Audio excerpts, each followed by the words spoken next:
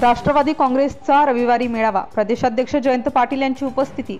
राष्ट्रवादी काँग्रेस शरदचंद्र पवार पक्षाचे प्रदेशाध्यक्ष जयंत पाटील रविवारी दिनांक 21 जुलैला जळगाव जिल्ह्याच्या दौऱ्यावर येत आहेत। सकाळी 10:30 ला शिरसोली रोडवरील श्रीकृष्ण लॉन्समध्ये मेळावा होईल।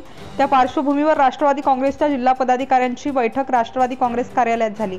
विधानसभेचे माजी अध्यक्ष अरुणभाई गुजराती, माजी मंत्री गुलाबराव देवकर, पक्षाचे निरीक्षक प्रसन्न पाटील, माजी आमदार BS पाटील, अरुण पाटील, राजीव देशमुख, सहकार आघाडीचे जिल्हाध्यक्ष Valmik Patil, DK Patil, doctor Manohar Patil, Ashok Ladwanjari, YS Mahajan उपस्थित होते।